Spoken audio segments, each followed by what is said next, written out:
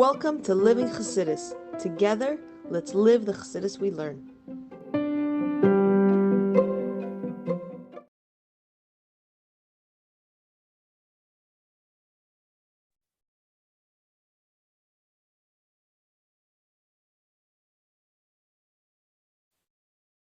Everybody, and welcome to Chassidus in the Morning, special edition, 50 minutes, change your life. Yisroel is special.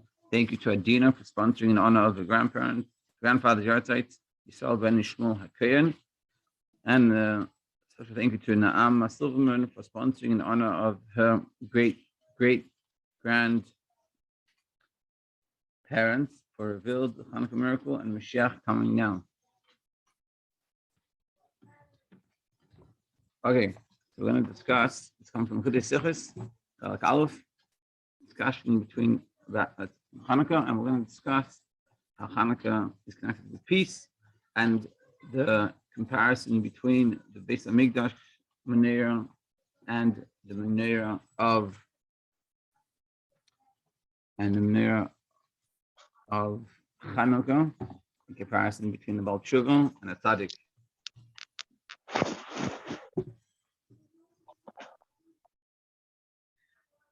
Okay, it's going to be, so we're going to discuss Elka. So, the discussion is the greatness of peace. At the conclusion of his discussion on the laws of Rambam, on the laws of Chanuka, so this is something very interesting. So Rambam, in Hilchos Chanuka, he talks about Shabbos, and he says like this, he says, if a person has the means to perform only one of the two mitzvahs, light the menorah, or light the Shabbos candles. So what do? He says, you light the Shabbos candles. Why? Because that's more of a priority, because the Shabbos candles brings peace into the family. The purpose of lighting the Shabbos candles was exactly to that, was to make it so you could see and trip over things, get in shalom beis issues. And he says, Rambam says over there, peace is great. Indeed, the entire Torah is granted solely to bring about peace into the world. The whole Torah is bringing peace. In the Torah, the question is, why are we talking about this halacha, which is all about really Shabbos candles and Chanuka? It would make more sense to put in Hilchos Shabbos. And that's the question. The question arises, why does the Rambam explain the importance of peace in the portion of the Mishnah Torah dealing with the laws of Chanuka? It seems that it would have been more appropriate to state the laws in Hilchos Shabbos. Indeed, the laws apply to Kiddush. Indeed, the law applying to Kiddush, which a Rambam quotes, has no connection with the laws of Chanuka. And stating the law in Hilchos Shabbos would not have prevented him from adding the conclusion concerning the importance of peace. So he could have said this in Hilchos Shabbos, and it would make more sense.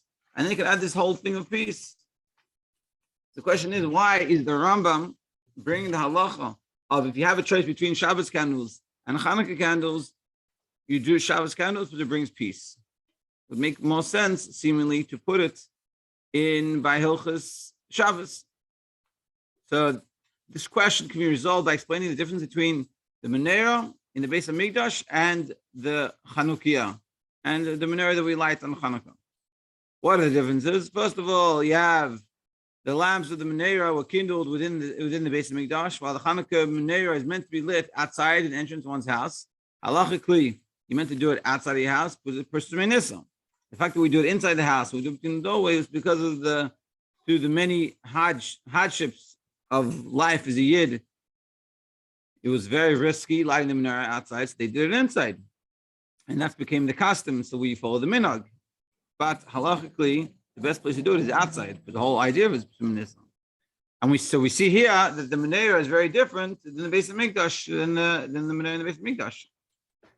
In the beis hamikdash, of course, it is inside the beis hamikdash, whereas the menorah is meant to be done outside.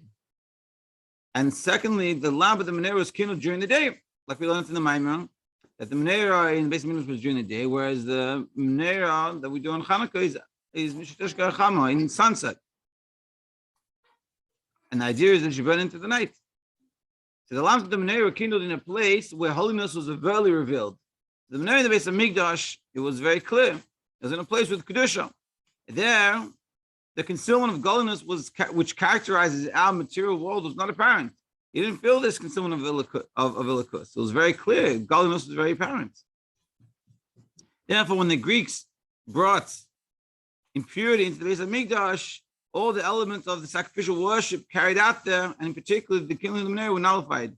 So when the Greeks came in, decided to bring in tumah into the beis hamikdash, then all the avodah was nullified because it was a place that was only ilikus, and it didn't understand non-ilikus, which is totally in contrast to the menorah, like the Chanuka menorah. The Chanuka candles serve a different purpose. Their intent is to illuminate our environment and brighten the darkness of night, i.e. the exile. Indeed, the Chanuka lights have the potential to negate the forces of evil, like we learned in the Maimon. This is alluded to in our sage's statement that the candles should burn until the feet of the Talmudai depart from the marketplace, as we learned in the Maimon. The Hebrew word Talmudai shares the same letters as the word Moiredes, rebellious ones, and refers to the forces of evil.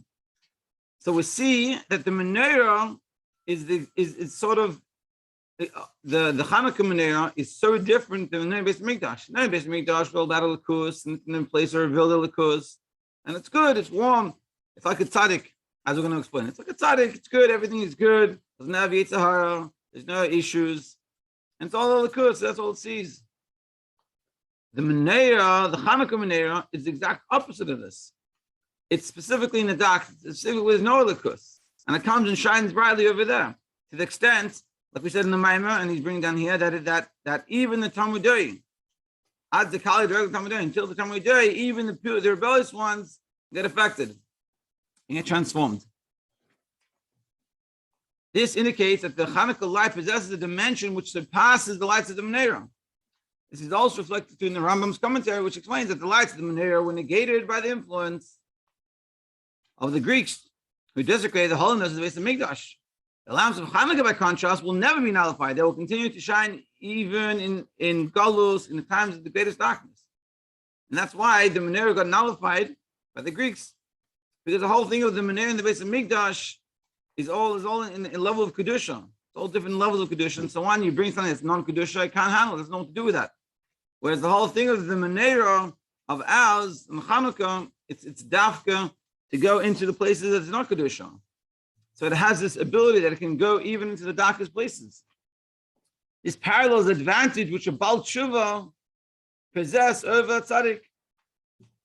The tzaddik gamur, he has no connection to evil. A Baal Tshuva, by contrast, has tasted evil, but through Teshuvah has found the power to transform his past. Even intentional transgressions can be converted into merits. The evil itself becomes good. And this is a very big contrast. And this is we see here. So the tzaddik is like the menorah in the beis hamikdash, where the Baal Tshuva is like the Chanuka. Chanuka is the Baal Tshuva Yom Tov.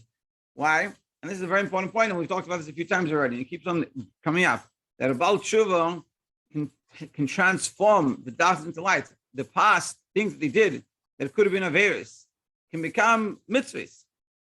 Just like the menorah is to line up the darkness, a Baal Tshuva has that ability, and that's not just it has, it should. They should take the things from the past and not try to run away from them and hide from them, but realize that is all part of that process to get them to where they are today, and to see how that can help them to do good. Like I remember once I had a friend of mine who was in yeshiva, and he grew up, I don't know what he had learned, probably on science or something, and we're discussing some concept of chassidus, and he was explaining to me according to science, and how he understood it in science, and how it made it so clear for him. And I could see how much that science that he learned had helped him understand this concept of chassidus. And that's what we're saying. Baal Tshuva has this ability. Maybe at the time that he was learning, the time you in your past, things you were doing that they weren't good, according to Allah, but you have the ability as a Baal Tshuva to take those situations and now bring them to kedusha and to transform it. These concepts are also reflected in the fact that we light a greater number of candles on Chanuka than in the beis hamikdash. Because in the beis hamikdash, it was the 7 every day. On Chanuka, first of all, we light 8, and second of all, it goes in order. It will go up. Also, the fact that we're going 8, this applies in our material. In the Sedish to Ashlas, that's the menorah. In the beis hamikdash, it was 7. Transformation of the spiritual realms. Therefore, in the beis hamikdash, where godliness was revealed, 7 lamps was sufficient, but 7 represents the light of natural order. When, however, the intent is to illuminate the darkness of Galus, it is necessary to employ a light which transcends the natural order. Such a light is produced by the 8 lamps. Chanuka, for the number 8 reflects a light that is not bound by limits. Like we said in the Maimer as well, that 8 is l'mayim shedish tashlis. So what we're saying is that through Chanuka has this ability of 8. Baal Tshuva has the ability that the Tzaddik Gomer doesn't have. And that's what we're going to discuss now, and then we'll finish off tomorrow. Fusing the two thrusts. Baal Tshuva possesses an advantage over the Tzaddik. Why? Because they draw down a higher level of light, like the Chanuka, 8 versus 7. Nevertheless, the righteous also possess an advantage over the Baal Tshuva. They have nothing to do with evil. Their divine service involves only good, and they are privileged to experience a far greater revelation of divine light, the Tzaddik, because it's all pure. It doesn't have to contend with the Yetzer Hara. For this reason, the peak of divine service involves the fusion of both approaches. So therefore, you need both the Baal Tshuva and the Tzaddik. That of the righteous, and the Baal Tshuva, the Tzaddik and the Baal Tshuva. This will be accomplished when the coming of Mashiach, who will motivate the righteous, the Tzaddik, to turn and to Hashem in Tshuva. The fusion of these two approaches is only made possible by a light which transcends both of them, and is therefore able to bring them both together. And how do we get a Tzaddik and a Baal Tshuva together? Because the Tzaddik and Baal Tshuva are on 2 different worlds, 2 different levels, and they can't connect.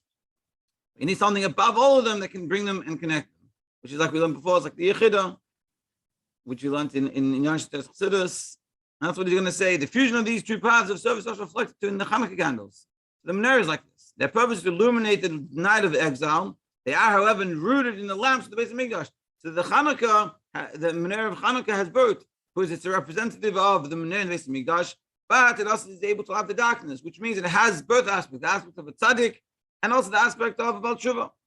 For the Chanuka lamp was instituted to commemorate the miracle that took place concerning the lights of the menorah, as they perpetuate that light. This concept is also alluded to by the eight Chanuka lamps. But the number 8 is associated with the era of Mashiach. That's what I just said. The harp, also we learned in the Maimer, the harp used in the beis hamikdash had 7 strings. That the harp used in the beis hamikdash had only 7 strings, but in the times of Mashiach will have 8. This refers to a revelation which transcends the natural order. 8, again, going above nature. And through tapping this above nature, we can put together the menorah from the beis hamikdash and the menorah of Chanuka, Baal Tshuva and the Tzaddik.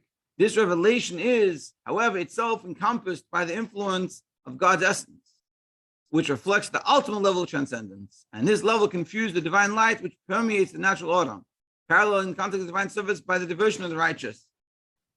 So this is like the Tzaddik, that it can affect everything with the divine light, which transcends the natural order, paralleled by the commitment of the Baal Tshuva.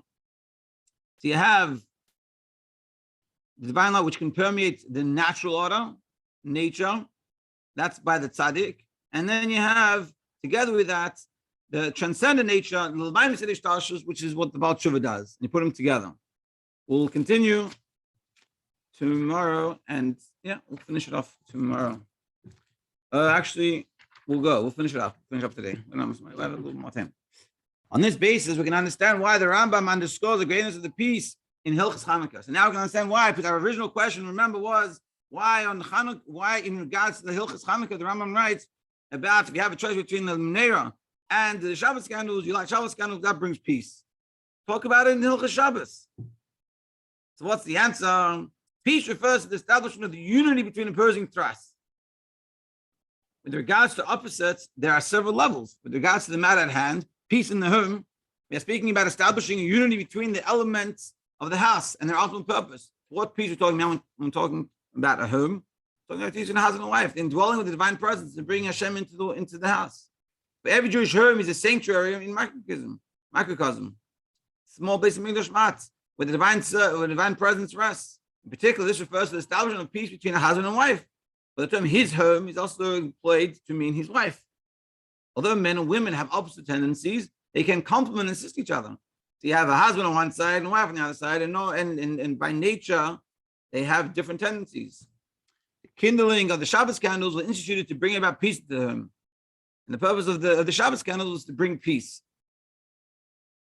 Similarly, the Hanukkah candles are also intended to bring about peace. So to the menorah of Chanuka is also meant to bring about peace. Indeed, they are intended to bring about an even higher level of peace between darkness, which is the time of Hanukkah lights lighting in the dark, and the lights like in the beis hamikdash, meaning bring peace, bringing together the lamayim and the bring above nature into nature. Explain this in terms of the divine. So what does it mean in terms of Avodah? There's two types of Hanukkah lights. There's the Hanukkah lights of the Baal Tshuva, that the darkness will be transformed and establish peace between the entities that appreciate their selfhood and God, and then the diffusion of the divine service of Tshuva with the service of the tzaddik, that the light which transcends the natural order will shine within the natural order. This is the ultimate intent. Take the light that's within order, meaning this taking nature and above nature and bring them together. When, however, a person lacks resources, his first priority must be to establish the establishment of peace in the home, and not to illuminate his environment. But when it comes to what you have to do first you have to make sure the home is good. You can't go mitzvayim and leave the house in disarray. You have to take care of your home first. Your home has to be in a good place. You can't go running off for ringing all day and the home is a disaster. And a wife also can't say to her husband, "Yeah, just go," even though the house is a disaster. She needs his help. Thus, kindling Shabbos candles establishes peace in the home is given precedence, and this is why it's talked about in Chanukkah, because this is showing this idea that the Chanukkah is the fusion of Laman in Seder Shtashlis. And yeah, very good. Everyone should have a great Chanukkah, and enjoy.